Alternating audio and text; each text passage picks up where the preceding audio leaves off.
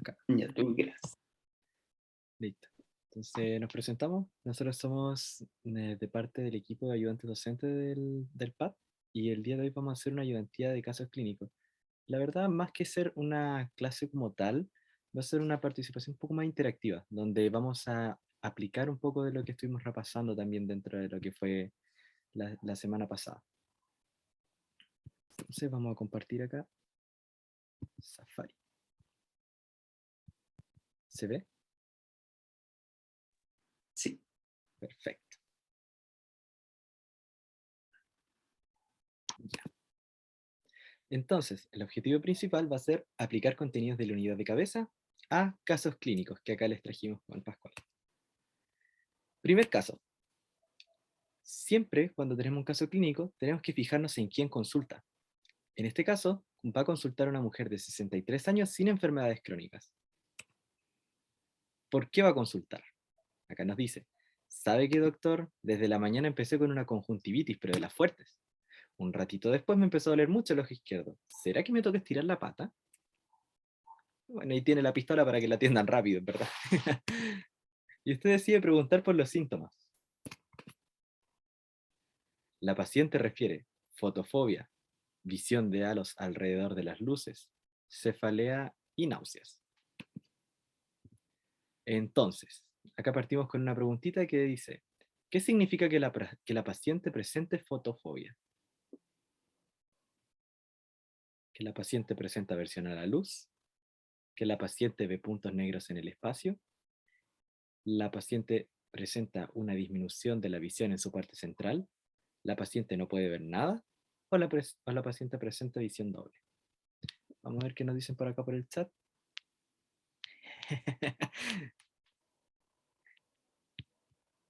Sí, exactamente. La paciente presenta aversión a la luz. ¿Alguno sabe cómo se le llama a que la paciente vea puntos negros en el espacio?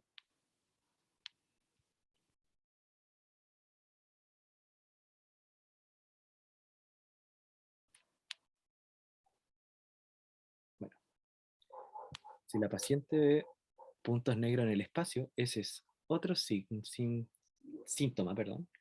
Es otro síntoma que se llama fotopsias. Las fotopsias generalmente se dan en casos como migraña y también en patología degenerativa. La disminución de la visión en la parte central también se conoce como escotoma central y tiene que ver con daño en el nervio óptico, de que la paciente no pueda ver nada. Eso se llama amaurosis o ceguera. Y si la paciente presenta visión doble, entonces estamos hablando de una diplopía. Bueno, y pasamos al examen físico. Cuando usted realice el examen físico, encuentra eritema conjuntival difuso, edema corneal, secreción clara, pupilas con dilatación media, mayor dureza en el ojo afectado y disminución de la agudeza visual en el ojo izquierdo, que en este caso es el ojo que está afectado. Entonces vamos a definir algunos términos. Eritema en sí es enrojecimiento. Entonces al hablar de eritema conjuntival estamos hablando de que existe un enrojecimiento de todo lo que es la conjuntiva, que también se conoce popularmente como ojo rojo. El edema corneal, por otra parte, va a ser simplemente una acumulación de líquido excesiva dentro de lo que es la córnea, o mejor dicho, de la cámara anterior del ojo. También la paciente presentó secreción clara y pupila con dilatación media. Entonces acá estamos hablando de partida de una secreción que puede ser, por ejemplo, pus, puede estar causado por una bacteria, por algún virus. Y las pupilas con dilatación media significa que quizá el cuadro no ha progresado tanto. Entonces, con los antecedentes antes mencionados, ¿considera usted que se trata solo de una conjuntivitis?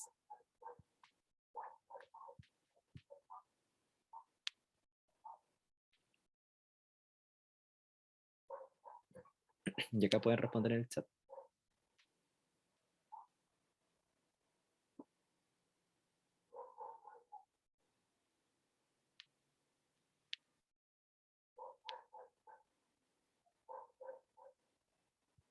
Bien, chiquillo. No es solamente una conjuntivitis. Entonces, ¿qué haría usted? ¿La manda para la casa? ¿O quizás sea un estudio indagatorio un poquito más profundo en hospital?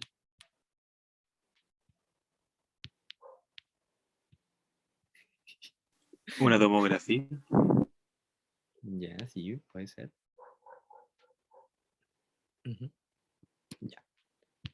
Entonces, en este caso, gracias a los conocimientos que adquirieron en Anatomía 2, usted fue capaz de reconocer el problema de la paciente, un glaucoma agudo, y la derivó de forma oportuna a la unidad de urgencia ocular, donde se le practica una iridotomía y le salva la visión.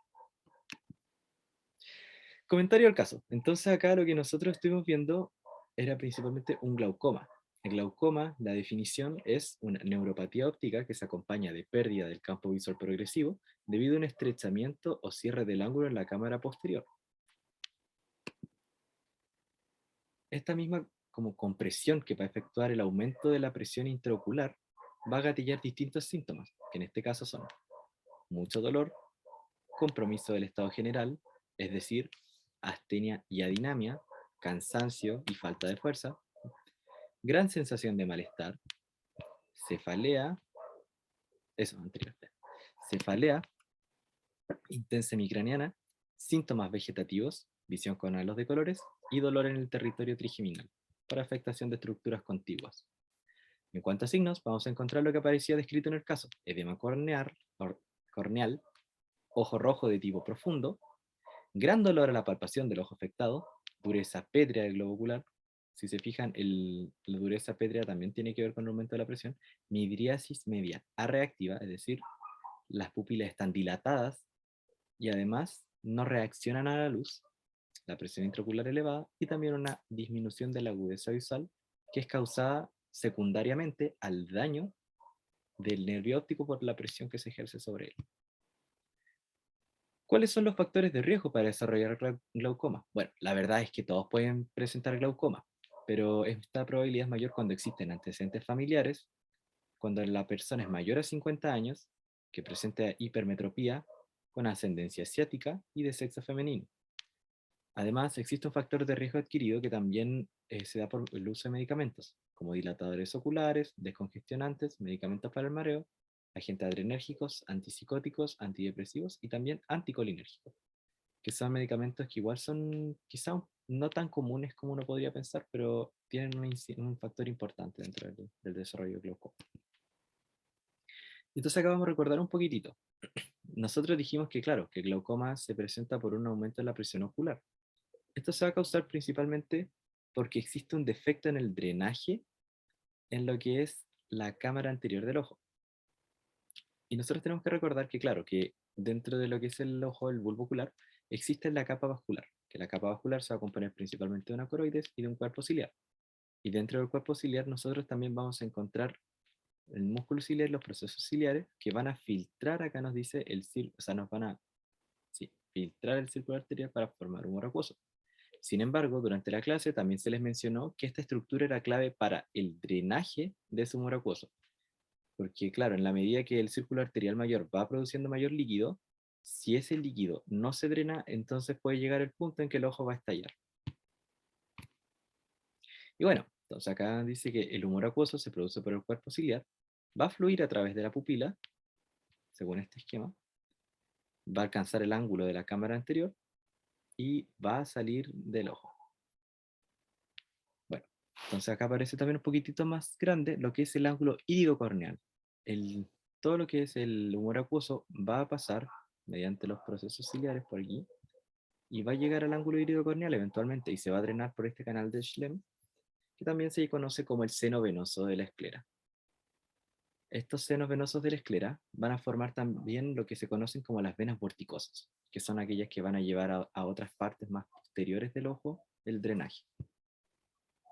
Y bueno, acá también aparece un pequeño comentario que el equilibrio entre esta producción y el drenaje del fluido va a determinar lo que es la presión intraocular. Y el equilibrio se va a ver afectado en situaciones como bloqueo pupilar, adhesión del cristalino a la pupila, bloqueo por inserción del iris, por una inserción anatómica anormal, y esto va a causar el aumento de la presión intraocular y el daño progresivo del nervio óptico. Entonces, claro, acá tenemos un bloqueo pupilar relativo, donde si se fijan está un poquitito más hacia adelante lo que es el cristalino. Acá tenemos un abombamiento anterior del iris, donde ya directamente todo este iris está un poquito más redondo, más cóncavo, y por lo tanto está impidiendo el flujo correcto de lo que es el humor ahí. Y también el contacto iriocórneal, que es cuando esa presión es todavía más fuerte y directamente va a ocluir, va a tapar lo que es el drenaje y el ángulo iridocorneal. Y un último comentario también en este caso es que, claro, como mencionamos, el nervio óptico se va a ver afectado por el glaucoma, por el aumento de la presión, dado que va a intervenir tanto en estas estructuras vasculares que son bastante sensibles, como también va a provocar una presión propia en el mismo nervio que no está diseñado derechamente para tener un poco mayor de presión. ¿El humor acuoso pasa a la cámara posterior anterior? Exactamente.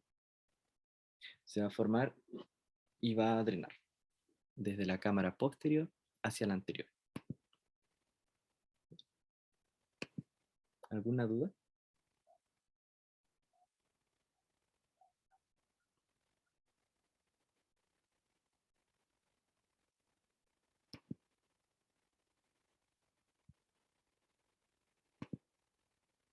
Ya.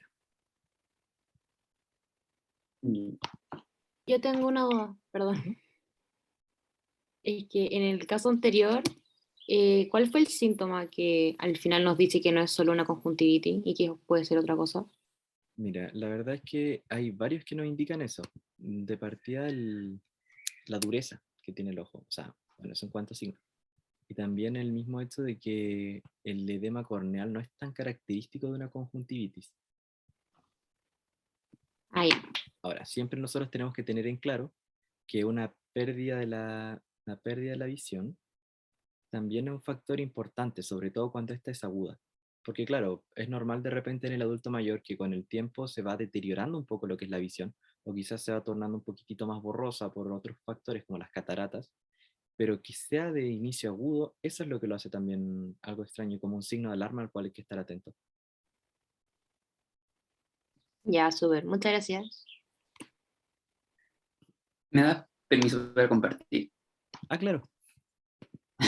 A ver. Ser perfecto. Ahí está.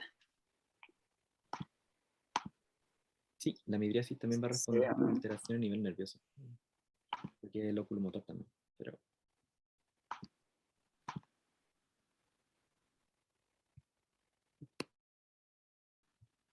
Ya. Caso número 2. Bueno, aquí tenemos a Carla, una niña de 6 años que se puso un lápiz en el canal auditivo externo. Y su mamá la llevó al servicio de urgencias porque lloraba y le salía sangre por su oreja. Usted está examinando a Carla para ver el estado de los nervios de su oído. ¿Qué nervio creen ustedes que es el más probable que se encuentre dañado en el oído de Carla? ¿El ramo auricular del nervio vago, el nervio cuerda del tímpano, el ramo timpánico del glosofaringio, el petroso menor o el trigémino?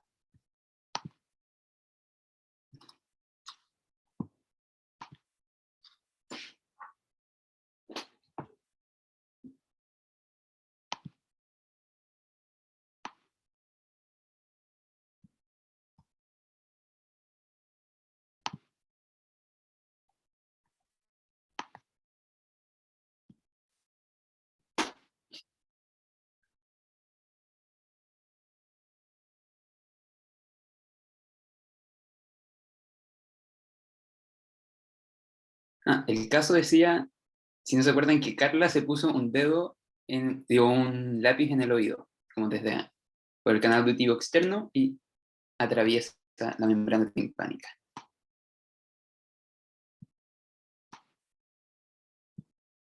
Veo que hay distintas respuestas, hartos pusieron B, pero hay como dudas, algunos C.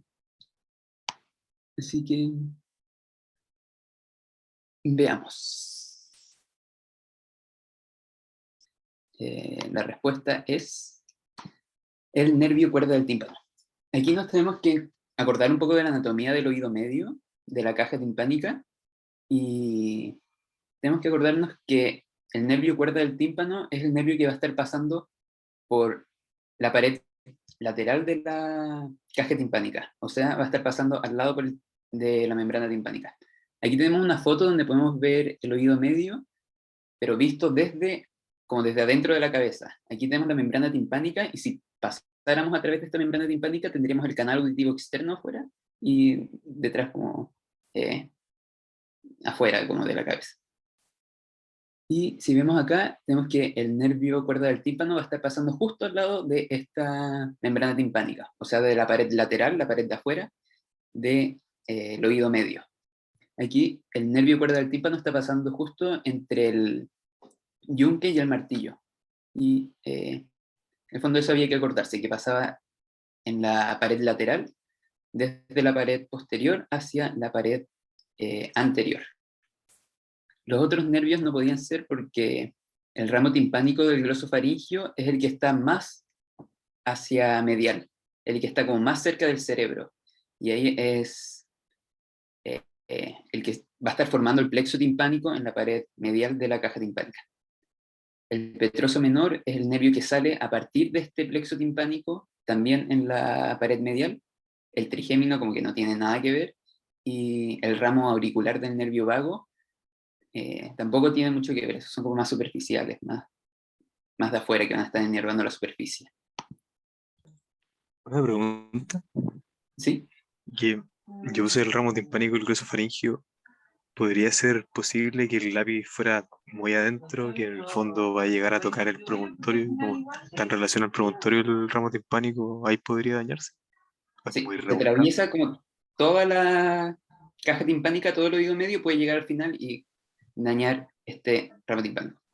El más probable era el nervio cuerda del tímpano, porque es el primero que está más cerca de la membrana timpánica. Es como el primero al que chocaría. Pero eso podría ser Haría como palanca, así como arrasa con los martillos y se Sí. podría cortar. ¿Pues por eso? Sí, porque acá está en verdad todo pegado, en verdad. Porque en las fotos sale que está todo separado, pero en verdad está todo lleno de como membranas y está bien junto. Entonces por eso se dañaría ese Vale, primero. vale, sí.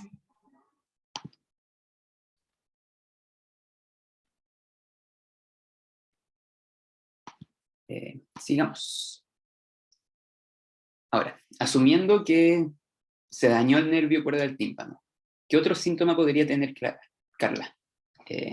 Mala audición, pérdida motora auricular, pérdida del gusto, pérdida de la sensibilidad de la lengua, o aumento de la sensibilidad a sonidos fuertes.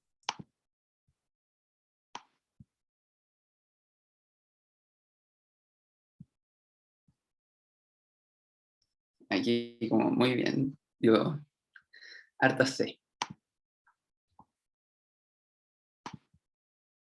Y efectivamente la respuesta era pérdida del gusto, o sea, pérdida sensorial. Y esto es porque nos tenemos que acordar que el nervio cuerda del tímpano, que sale del nervio facial, de la porción mastoidea del nervio facial, va a salir y se va a unir al nervio lingual y después le va a entregar la inervación sensorial a los 2/3 anteriores de la lengua. Entonces, la sensación del gusto está por el nervio cuerda del tímpano, en la parte anterior de la lengua. También nos podemos acordar de que el nervio cuerda del tímpano lleva fibras parasimpáticas que van a hacer sinapsis en el ganglio submandibular y que van a estar inervando las glándulas submandibular y sublingual. Entonces, la secreción de estas glándulas también depende del nervio cuerda del tímpano.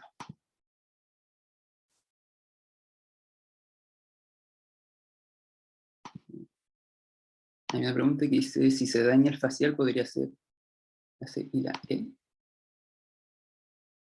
Aumento. Sí, si se dañara todo el facial, también se estaría dañando el nervio estapedio. Y ese nervio, si se daña, aumentaría la sensibilidad de los sonidos fuertes porque ese nervio inerva el músculo estapedio. Y el músculo estapedio lo que hace es que frente a sonidos muy fuertes se contrae y los músculos y los huesos del oído dejan de vibrar tanto. Entonces como que no se transmite tanto el sonido y uno escucha como menos. Entonces, cuando hay sonidos fuertes, el músculo estapedio se contrae por el nervio del estribo, el nervio estapedio, que también viene del facial. Pero aquí dijimos que se daña el nervio cuerda del tímpano.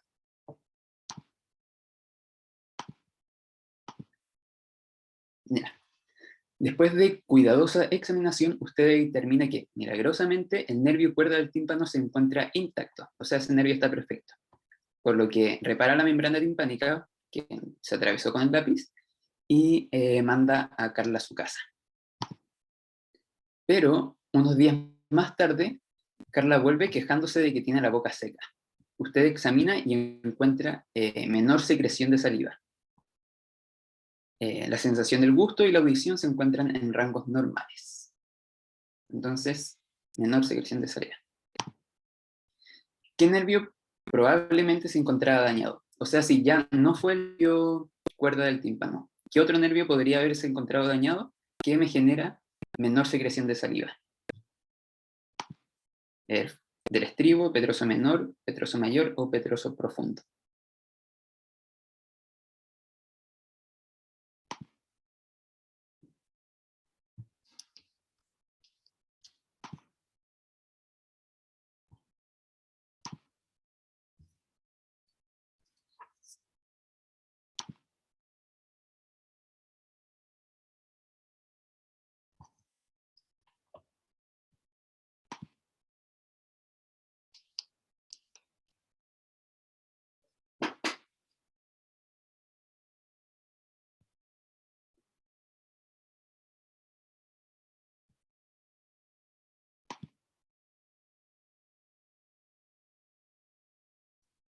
Ya, veamos, y la respuesta es el petroso menor, que es el glosofaringio. Esta pregunta igual es como media complicada, y eso es porque el petroso menor, petroso mayor y petroso profundo como que a todos se les confunde, es como bien complicado y como que son hartos nervios que siempre se confunden, son como bien raros, están en todas partes.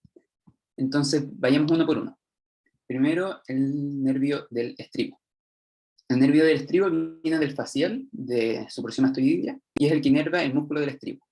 El músculo del estribo disminuye los sonidos fuertes, disminuye la sensibilidad a sonidos muy fuertes.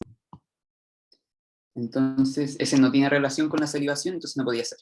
El nervio petroso menor, que viene del glosofaringio, es el que inerva al final la glándula parótida. Este nervio petroso menor sale del glosofaringio y entra al oído medio mediante el nervio timpánico. Este nervio timpánico forma el plexo timpánico, el plexo que está en la cara medial del oído medio, y de este plexo timpánico va a salir este nervio que es el nervio petroso menor. Entonces acá, en este caso, el lápiz lo que hizo fue pasar por el oído medio y llegar hasta la última pared, como la persona que había preguntado esto antes, llegar hasta la pared medial, y ahí se dañó el nervio petroso menor. Entonces este nervio petroso menor después va a salir del oído medio y va a llegar hasta el ganglio óptico. Ahí en el ganglio óptico hace sinapsis y salen las fibras postganglionares, que estas son parasimpáticas, y van a llegar a la glándula parótida mediante el nervio aurículo temporal. Y ahí mediante el nervio aurículo temporal inerva la glándula parótida y esta secreta y sale la saliva. ¿Sí? ¿Alguien levantó la mano?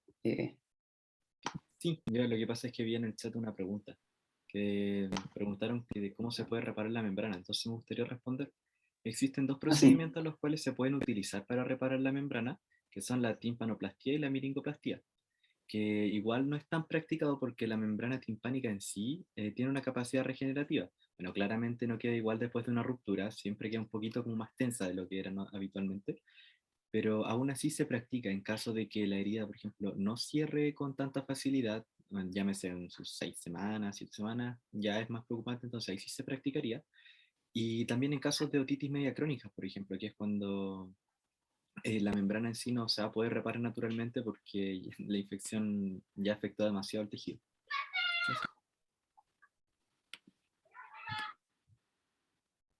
Gracias. Yo no tenía idea cómo se arreglaba la membrana timpánica, así que muy bien. Entonces es el nervio petroso menor, que es del glosofaringio y inerva glándula parótida. Después tenemos el nervio petroso mayor, que sale del facial, sale desde el ganglio geniculado, y que aquí hay una foto donde aquí por ejemplo tenemos el nervio facial y aquí está el ganglio geniculado y sale el nervio petroso mayor. Y este nervio petroso mayor lleva fibras parasimpáticas que se van a unir al nervio petroso profundo, que lo vamos a ver ahora, y forman el nervio del conducto pterigoideo. Y este nervio del conducto pterigoideo llega hasta el ganglio pterigopalatino, y del ganglio pterigopalatino salen las fibras postganglionares que van a estar inervando la mucosa nasal y también la glándula lagrimal, o sea, del ojo. O sea, este nervio no inerva glándulas que generan saliva, pero sí inerva glándula lagrimal. Y después tenemos el nervio petroso profundo que sale del tronco simpático. Este nervio sale del ganglio simpático cervical superior, que es el que tenemos acá, ganglio simpático cervical, sale el nervio petroso profundo. Este nervio petroso profundo se va a unir al petroso mayor, formando el nervio del conducto pterigoideo, y llega también hacia el ganglio pterigopalatino, y ahí va a pasar para inervar simpáticamente la glándula lagrimal. Entonces, tampoco inerva alguna glándula que se genere saliva en la boca. Entonces, como que no podría ser responsable de estos síntomas. Y ese era el caso. ¿Hay alguna pregunta?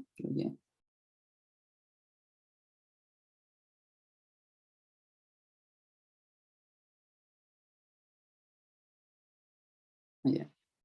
¿Le respondieron? Sí. Estos esquemas son este es del NETER, por ejemplo. Sí. Ya. Caso número 3. Un hombre de 35 años se presenta en servicios de urgencia con su mandíbula fracturada por una pelea en un bar.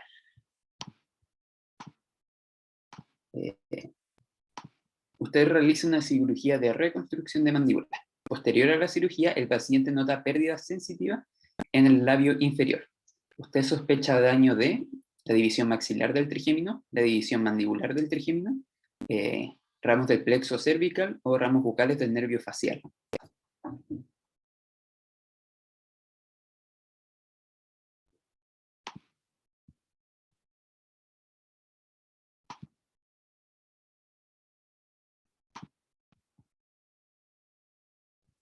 Muy bien.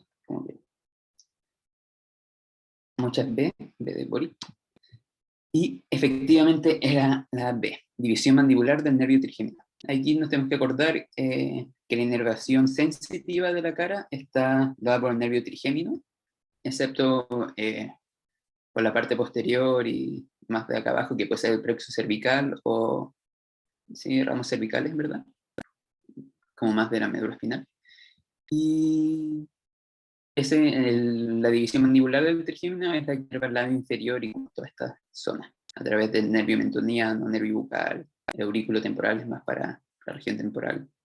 Y por el labio superior va a ser ya la división maxilar del trigémino.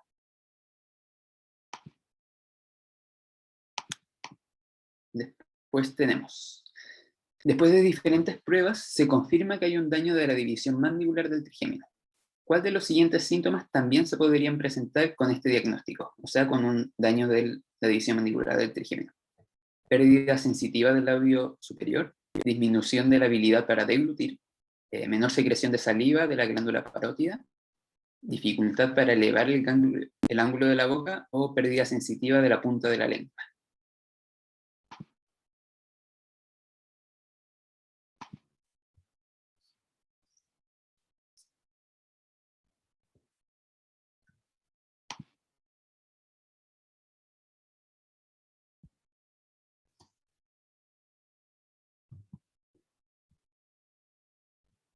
Hay hartas D, así que veamos. No sé si le estoy dando muy poco tiempo, pero no sé. La respuesta era la E. Pérdida sensitiva de la punta de la lengua. Y muchos respondieron D. Así que vamos a ver bien por qué. Primero, la D no podía ser porque la dificultad para elevar el ángulo de la boca está dada por el nervio facial. O sea, el nervio facial es el que controla los músculos de la mímica. Los músculos, en este caso el músculo cigomático, pero como todos los músculos faciales. Porque el nervio facial es motor.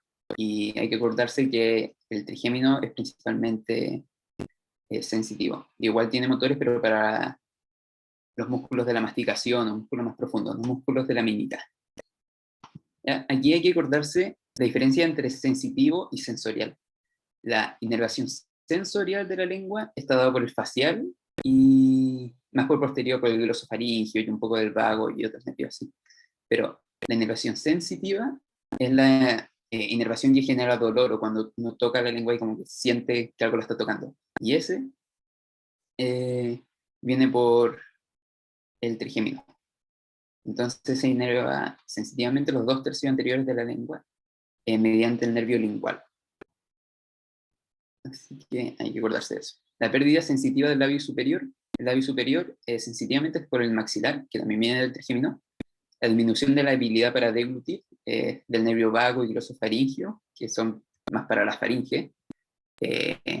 Menor secreción de la saliva por la glándula parótida, este es el que vimos recién, que es por el nervio petroso menor, a través del aurículo temporal. El petroso menor viene del facial. Entonces, para elevar el ángulo de la boca, facial porque es motor, y para la sensibilidad de la lengua es trigémino, que cortarse.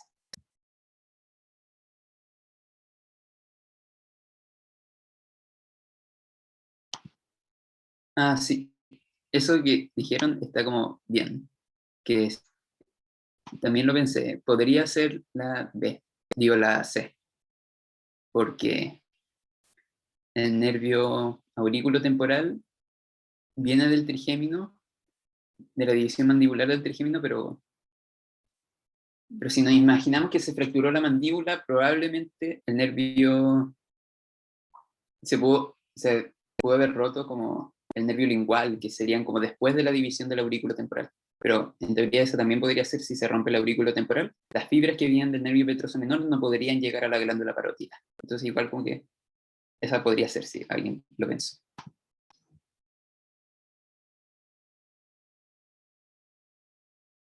Eh,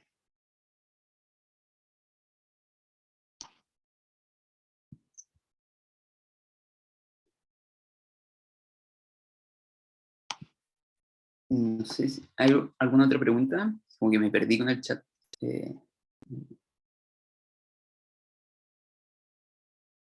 Yo tengo una consulta. Es que ¿Sí? respecto a los 2/3 anteriores de la inervación sensitiva de la lengua, al menos en la clase habían dicho que venía del nervio facial, por medio del nervio de la cuerda del tímpano. Sí, esa es la sensorial. ¿Sí?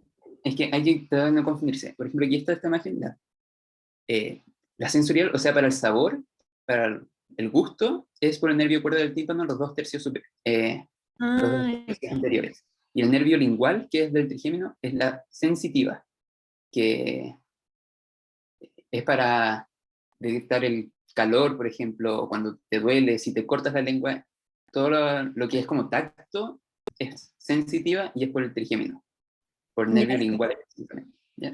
gracias. A mí no me quedó claro si el petroso mayor y menor venían del glosofaringio en sí. El Como, aquí, aquí está la foto. El petroso menor viene del glosofaringio. El petroso menor hace este recorrido. Sale del glosofaringio el nervio timpánico. El nervio timpánico llega y forma el plexo timpánico en el oído, y del plexo timpánico sale el nervio petroso menor. Y después este nervio petroso menor llega al ganglio óptico, hace sinapsis, y ahí va hacia la glándula parótida a través del nervio aurículo temporal. Como que ocupa esa vía. Y el aurículo temporal es el del trigémino, de la división mandibular. ¿Se ya, entiende? perfecto. Ya. Y el mayor también viene como del El mayor glosofaringio. viene del, el mayor viene del facial. Mayor sale desde el ganglio geniculado del facial, o sea, sale desde el inicio facial, como no importa el ganglio geniculado, creo, pero sale del facial y ahí forma el nervio petroso mayor. Y este Ya. petroso mayor forma el nervio del conducto pterigoideo, al unirse al petroso profundo, que es simpático. Es como bien complicado esta cosa, pero petroso profundo y petroso mayor se unen y forman el del conducto pterigoideo. Y el del conducto pterigoideo llega al ganglio ptericopalatino. Y el ganglio ptericopalatino inerva glándula lagrimal y mucosa nasal.